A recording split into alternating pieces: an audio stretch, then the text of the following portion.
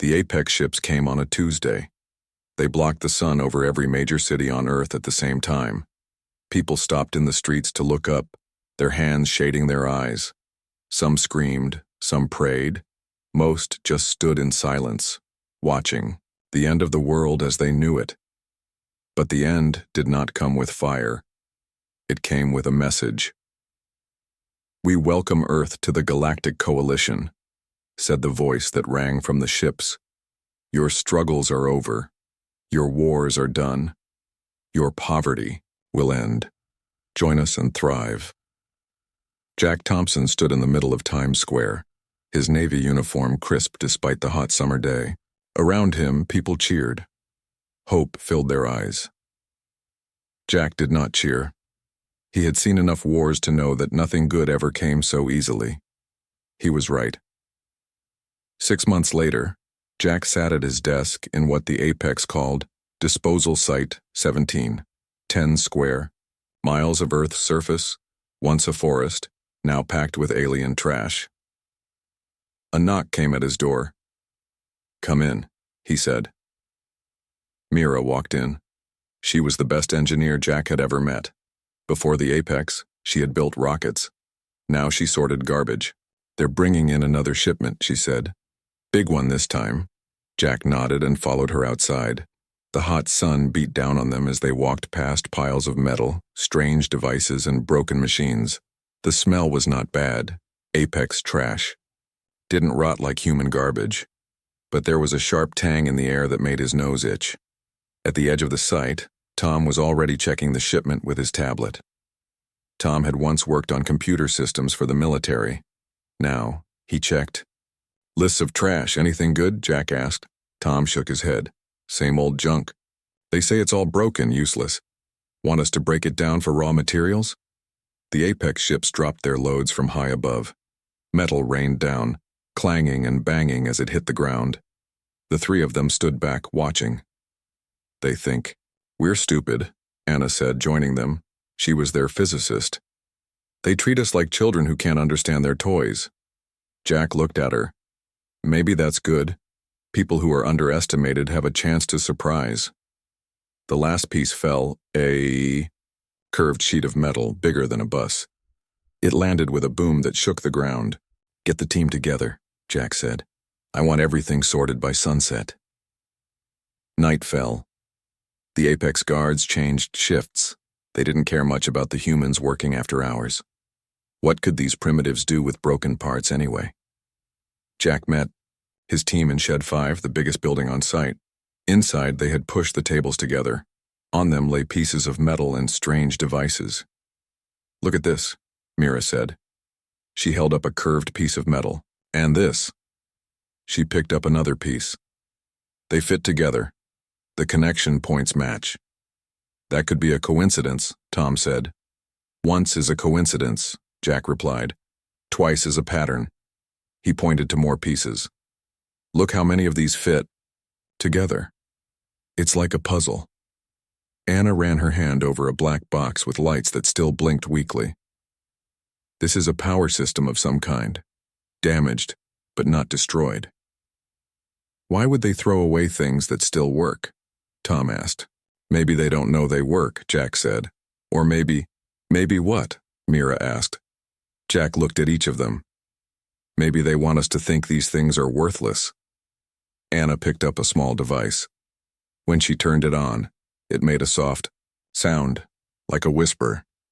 Lines of light appeared in the air above it, symbols none of them understood. "What is it?" Tom asked. "I don't know," Anna said. "But it's trying to tell us something."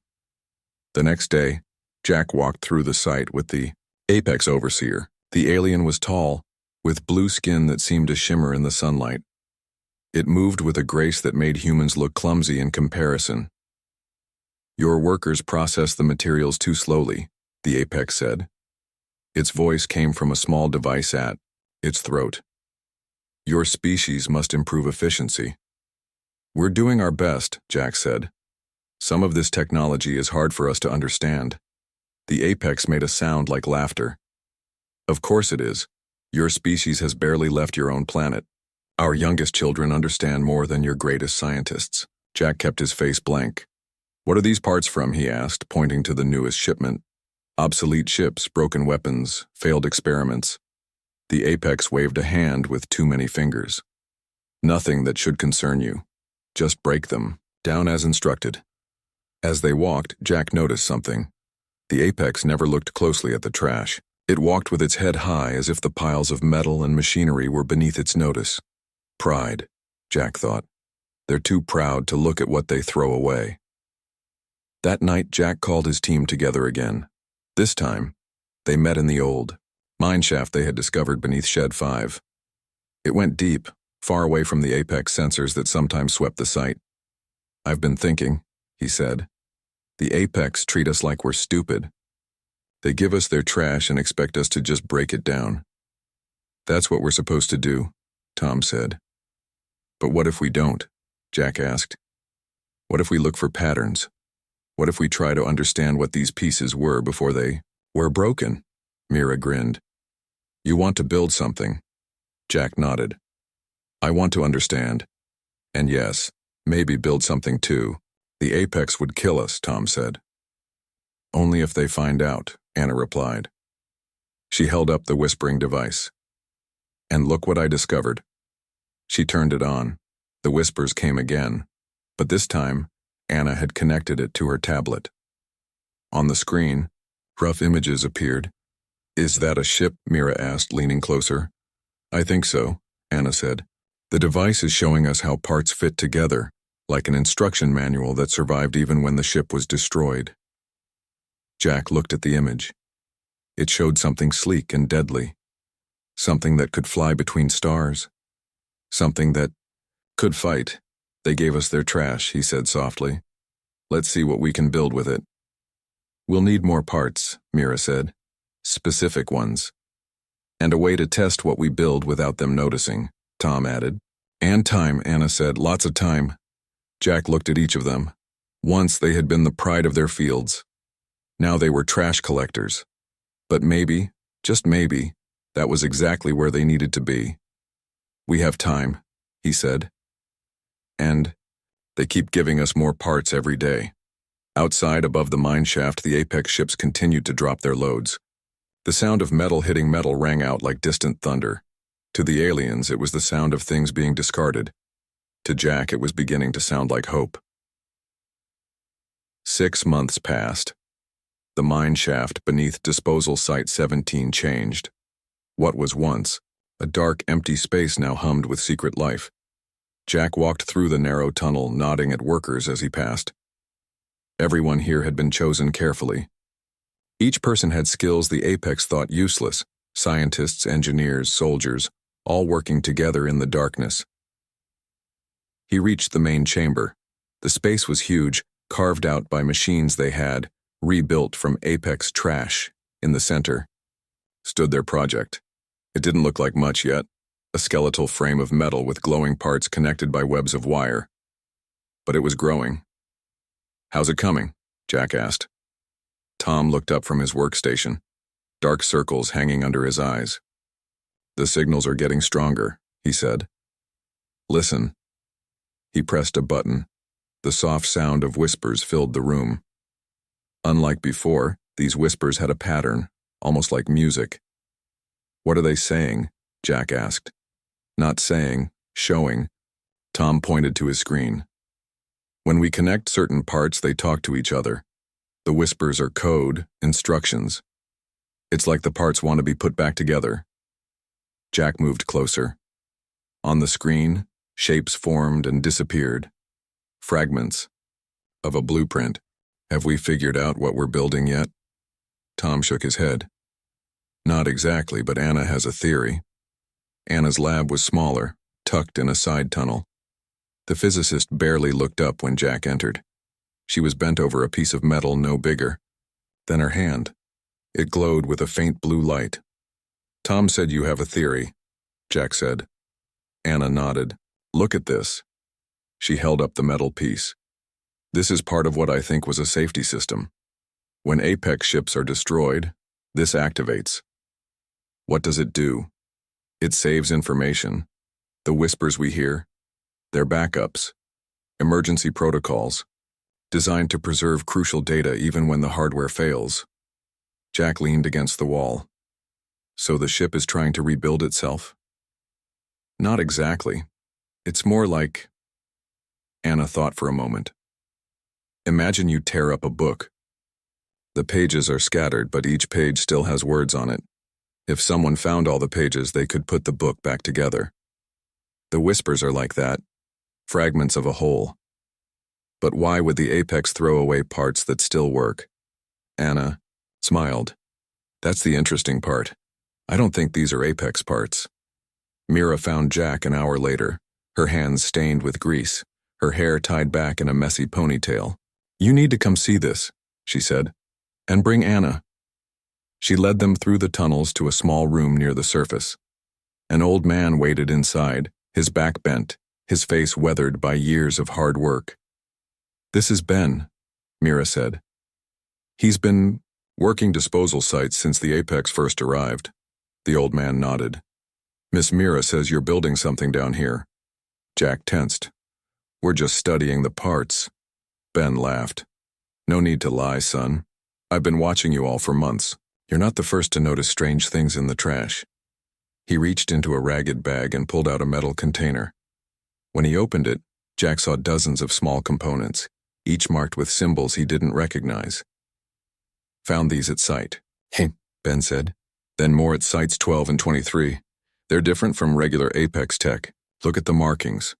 Anna leaned closer. These symbols, they don't match Apex writing.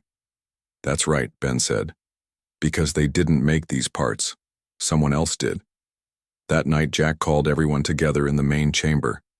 The skeleton of their project hung above them, larger now with more connections between its parts. Ben has shared something important with us, Jack said. We're not just finding random Apex trash.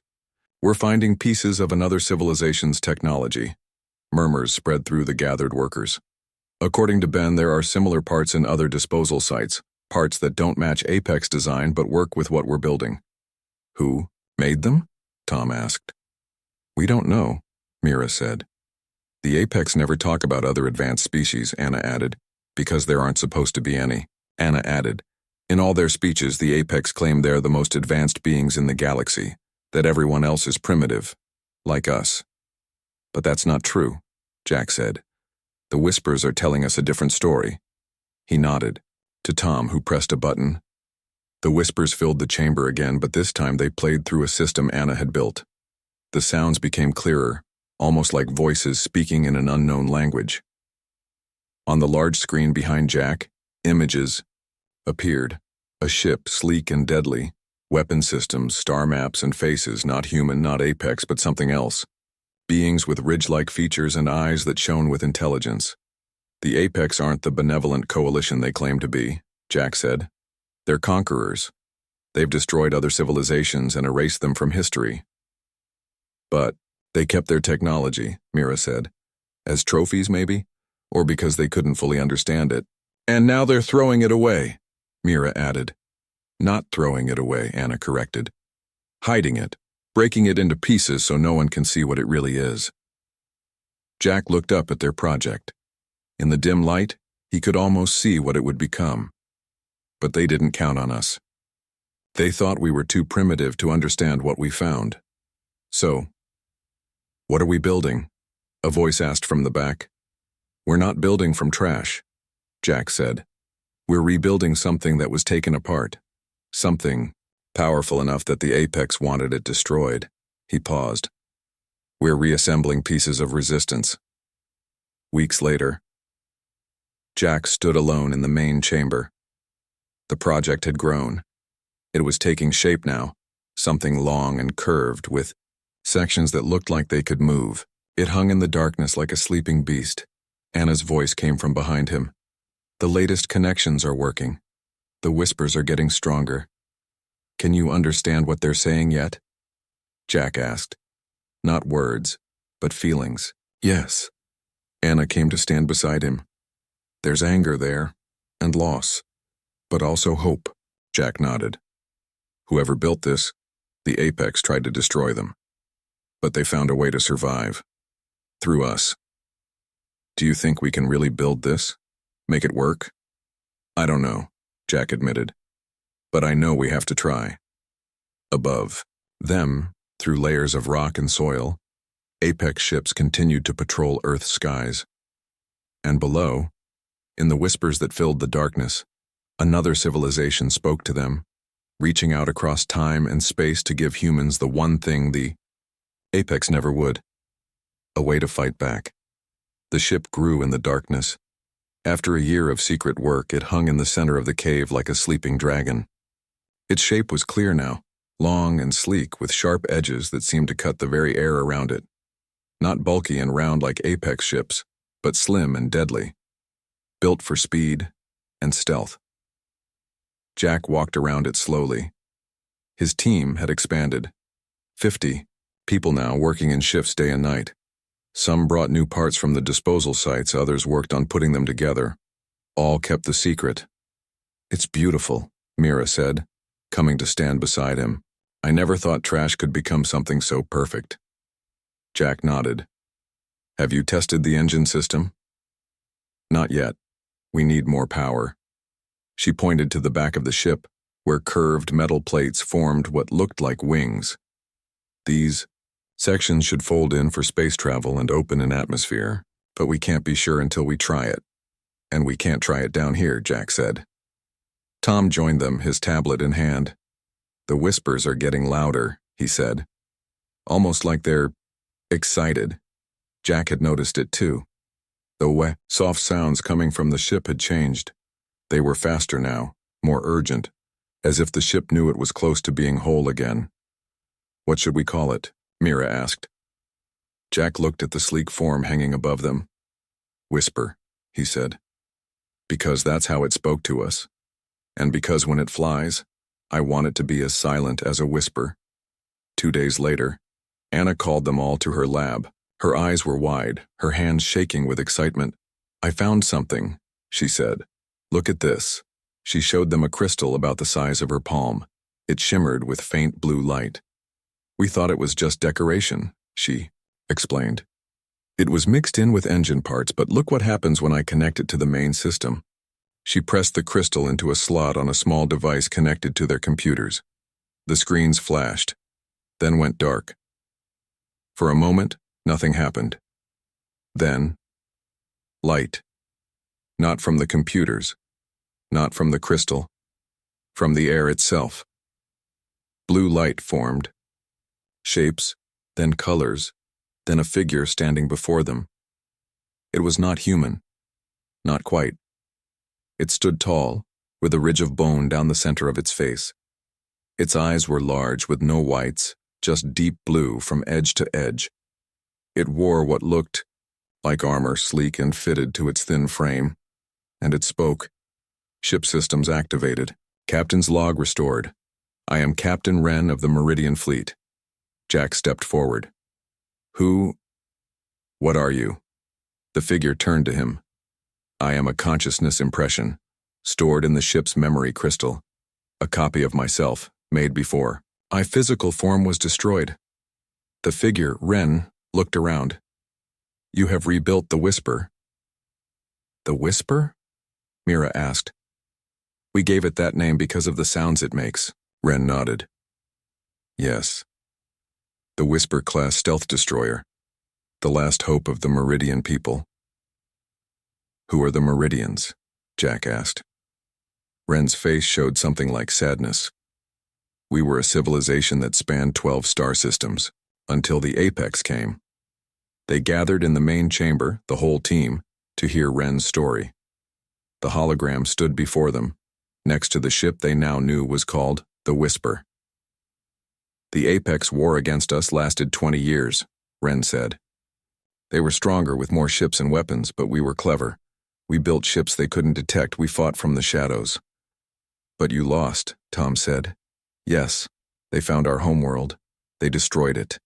Wren's voice was flat, without emotion. But before the end, we made a plan. We knew they would take our technology as trophies. They always do. So we built ships that could be broken down and scattered, with parts that would call to each other, Parts that contained our knowledge, our history, our revenge. You wanted someone to rebuild them, Anna said. Yes. We hoped someday someone would hear the whispers. Someone the Apex thought too primitive to be a threat. Ren looked at each of them. Jack felt a chill run down his spine. You've been waiting for hundreds of years, he said. Time means little to digital consciousness, Ren said. I would have waited forever for the chance to strike back at the ones who destroyed my people. Over the next weeks, Ren helped them complete the whisper. The hologram showed them how parts should fit, what systems to connect, how to power the ship without alerting Apex sensors. The Apex didn't just conquer us, Ren explained as they worked. They erased us from history. In their records, the meridians never existed. Our planets were always empty, waiting for them to find. Why do they do this? Mira asked. Why not just admit they conquered other advanced species?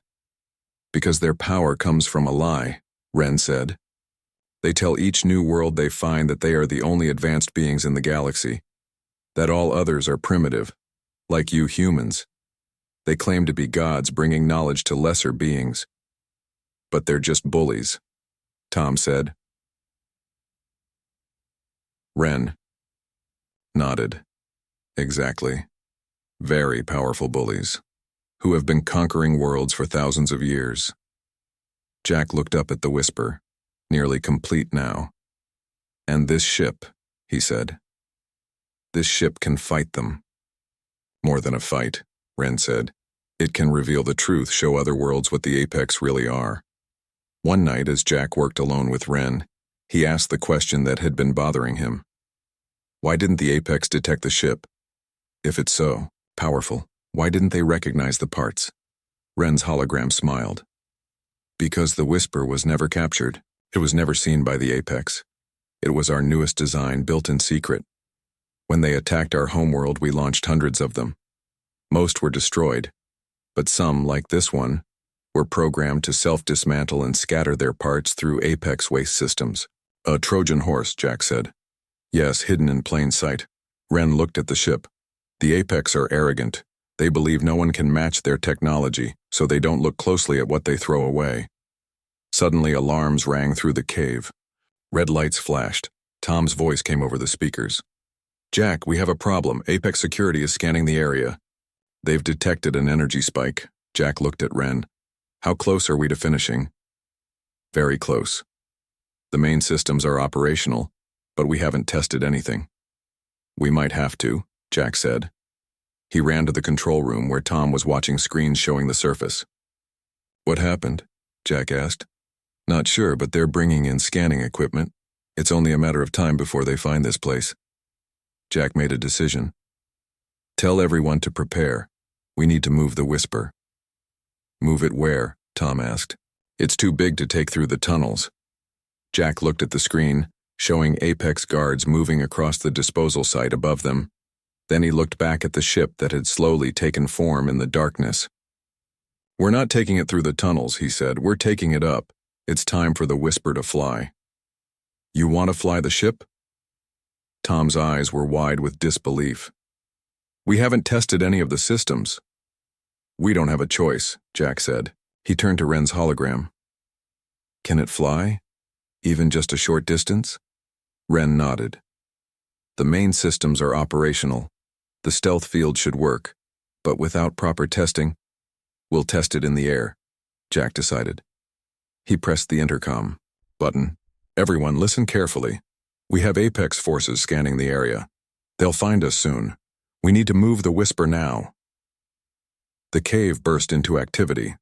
People ran to stations, securing loose equipment, backing up data. Jack turned to Mira. How fast can you get the engines online? 10 minutes, she said, already moving toward the ship. Make it 5, Jack called after her. Anna arrived, breathless. The Apex have new scanning equipment. They're using something I've never seen before. How close are they to finding us? Jack asked. Very close. Maybe an hour. Jack looked at his team, engineers, scientists, people who had once lived normal lives before the Apex came. Now they were about to fly an alien warship they built from garbage. Here's the plan. he said. The Apex techs do maintenance on their monitoring stations every third day. That's today. There's a 30-minute window when their orbital sensors will be offline. Where do we go? Tom asked. North Sea, Jack replied. Old oil platform Bravo 7. Ben has contacts there. They've been preparing a hiding place. Wren's hologram flickered. The Whisper can travel underwater if necessary. Its hull is designed to withstand extreme pressure underwater. Jack looked surprised. That could work in our favor. The next hour was chaos. Teams worked frantically to prepare the ship while monitors showed Apex forces getting closer. They had scanning devices that sent beams deep into the ground. Inside the Whisper, Jack stood in what Wren called the command center. It wasn't large, just enough space for 5 or 6 people. Curved screens lined the walls, showing both the cave outside and strange symbols Jack couldn't read. How do we control it? He asked Wren. The ship responds to these, Wren replied. A panel opened, revealing what looked like gloves made of thin metal. Neural interfaces, Wren explained. They translate your thoughts into commands. Jack picked up one of the gloves. It was lighter than it looked. When he put it on, it adjusted to fit his hand perfectly. A tingling sensation ran up his arm. Feels strange, he muttered. Your species has never used neural technology, Wren said. But the ship will adapt to you as you adapt to it. Mira's voice came over the intercom. Engines online, all systems green. Tom rushed in. Apex forces are less than half a mile away. Their scanners will reach the cave in 20 minutes. Jack looked at the others. Time to go. Get everyone on board. 47 people crowded into the Whisper. It wasn't designed for so many, but they made it work. Some sat on the floor. Others stood packed together. All looked nervous and excited. Jack stood at the command center wearing the neural gloves. Mira, Tom, and Anna were with him. Wren's hologram floated nearby. Closing exterior hatches, Mira announced. Ship is sealed, Tom added. Powering main systems. We're drawing energy from the crystal matrix. The window for the orbital sensors starts in 3 minutes, Anna said, checking her watch. We need to time this perfectly. Jack took a deep breath. Wren, how do I fly this thing? Think about rising, Wren said.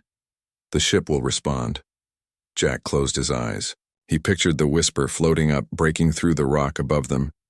For a moment, nothing happened. Then the ship hummed. A soft vibration ran through the floor. On the screens, Jack saw the cave walls begin to move downward. It's working, someone shouted. The Whisper rose. Slowly at first, then faster. The ceiling of the cave approached. Jack? Tom pointed at the solid rock above them. How do we get through that? The ship has phase technology, Wren said calmly. It can briefly convert its mass to energy to pass through solid matter. You couldn't have mentioned that earlier, Jack muttered. The Whisper reached the top of the cave. Jack felt a strange sensation like his body was turning to water. On the screens, the rock ceiling passed through the ship. Or the ship passed through the rock? It was hard to tell.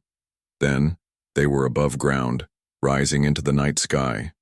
Below them, Disposal Site 17 spread out, lit by harsh floodlights. Apex. Guards were moving toward the center where they had detected the energy signals. Stealth systems active, Wren announced. We are invisible to standard Apex sensors. The Whisper climbed higher, faster now. Jack felt the neural gloves warm against his skin as he directed the ship north toward the sea. We did it, Anna said softly. We're flying. But the celebration was short-lived. Alarms suddenly blared through the ship. On the screens, a small Apex patrol craft appeared, changing course to intercept them. They've spotted us, Tom shouted. How is that possible? Wren's hologram flickered with concern. Their patrol must have visual sensors outside the standard range. The stealth system doesn't cover all wavelengths yet. What do we do? Mira asked. Jack thought quickly. How fast can this ship go? Very fast, Wren replied. But excessive. Speed will leave an energy trail they can follow. We need a distraction, Jack decided. He turned to Tom. Can you access their communication systems from here? Tom nodded. I think so. The Whisper has signal interceptors. Good. Send a false alarm to the other side of the disposal site. Make them think they found something there. As Tom worked, Jack guided the ship lower, skimming just above the trees.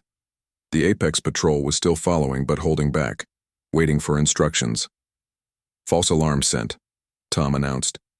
They're getting confused signals from multiple locations. On the screens, they watched as the patrol craft hesitated, then turned away, heading toward another part of the disposal site. They took the bait, Anna said, sighing with relief. But Jack wasn't celebrating yet. We're not safe. That patrol logged our position. They'll review it later and realize something was there. Then we need to disappear completely, Mira said. Jack nodded. Full speed to the North Sea. We dive as soon as we reach it. The Whisper streaked through the night sky, flying faster than any human craft. Below them, the landscape blurred.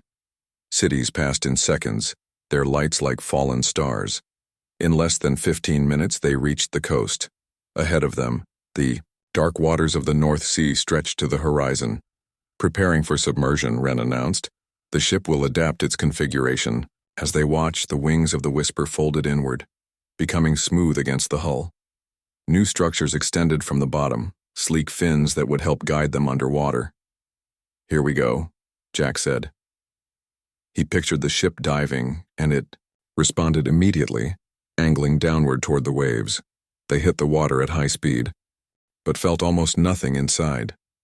The Whisper cut through the surface like a knife and kept going, diving deeper into the cold, dark sea. All systems functioning normally, Mira reported. The hull is adapting to the pressure. On the screens, the underwater world appeared, lit by the ship's own lights.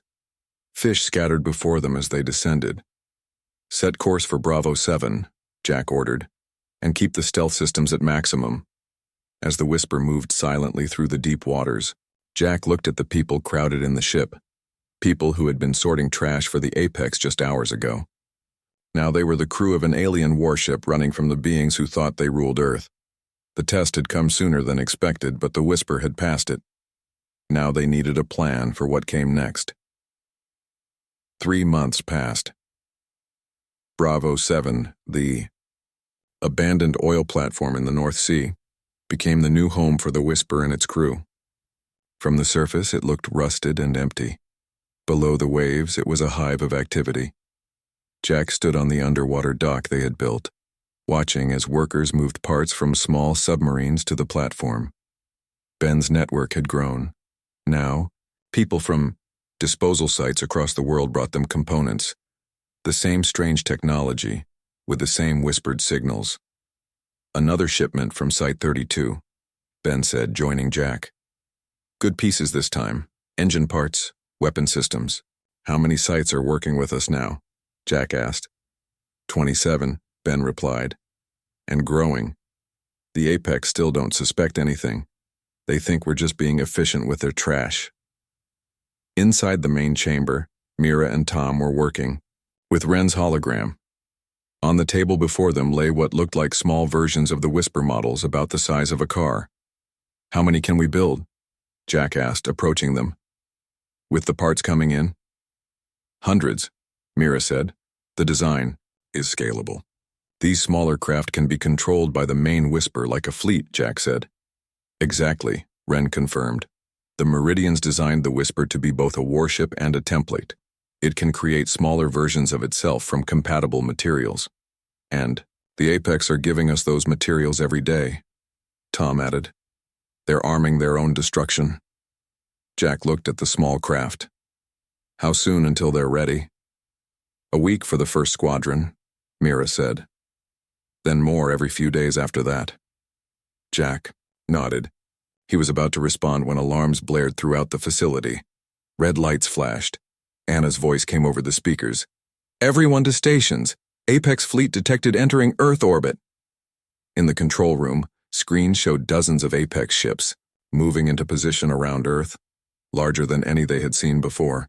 These were clearly warships, not the transport vessels usually stationed near the planet. What's happening? Jack asked as he entered. Anna looked grim. They found us, or at least they found something. They've locked down all disposal sites worldwide, no one in or out. On the largest screen, an Apex commander appeared. Its blue skin seemed darker than usual, its eyes cold and hard. When it spoke, its voice moved from speakers across the globe. Humans of Earth, we have detected unauthorized use of advanced technology. This is forbidden. You were welcomed into the Galactic Coalition as junior members, not equals. Your place is to serve, not to create. The commander paused, its eyes seeming to stare directly at them. We know some of you have taken parts from disposal sites. You have built something that does not belong to you. Surrender it immediately, or we will make an example of your world. The message ended. The room was silent. They don't know exactly what we've built, Tom said, or where we are, but they know something is happening, Jack replied. He turned to Ren. What will they do next? The hologram's face was grim. They will begin planetary bombardment. Not to destroy Earth completely. They value its resources, but enough to kill millions, to make the rest obey. Jack looked around at his team. Then we don't have a choice, we have to fight. The plan came together quickly. Ben's network sent word to all disposal sites. Workers who had secretly helped them now prepared for open rebellion. The small whisper craft, though fewer than planned, were ready to launch. Jack stood in the Whisper's command center. Mira, Tom and Anna were at their stations. Ren's hologram floated nearby, watching as they prepared for battle. The Apex have never been challenged by a species they thought inferior, Ren said. That is our advantage. That and surprise, Jack added. They don't know what we've built or what it can do. On the screens they could see the Apex fleet spreading out, taking positions over major cities. Their weapons were powering up, preparing. For the first strikes, it's time, Jack said. He put on the neural gloves, now familiar and comfortable. Launch all craft, begin the attack. Across the world, from hidden locations in oceans, mountains, and deserts, hundreds of small craft rose into the sky. Each one controlled by the Whisper systems, guided by human operators who had trained for this moment. The Whisper itself emerged from the sea like a rising ghost. Water streamed from its sleek hull as it shot upward, its stealth systems making it nearly invisible, until it was already among the Apex ships. The battle began. The Apex, caught by surprise, fired wildly, at targets they could barely see. The Whisper and its small craft moved in perfect coordination, their systems linked, sharing information instantly. Inside the command center, Jack felt the ship respond to his thoughts, moving faster than any human pilot could control. The neural interface let him sense the entire battlefield, aware of every Apex ship, every weapon firing. They're confused, Tom reported, watching the Apex communications. Their ships can't coordinate their attacks. That's because we're jamming their signals, Anna said. The Whisper knows their systems better than they do. The small craft darted between the larger Apex ships, firing precisely at engines and weapon systems. They weren't trying to destroy, not yet, just disable. Create chaos. Now for Phase 2, Jack said. He directed the Whisper toward the largest Apex ship, the command vessel, where General Drav, the Apex leader on Earth, was stationed. As they approached, Ren's hologram spoke. Remember, the goal is not just to win this battle, it's to reveal the truth. Jack nodded. Tom, prepare the transmission. The Whisper positioned itself directly above General Drav's ship. Instead of firing weapons, it sent a signal, powerful enough to override all Apex communications.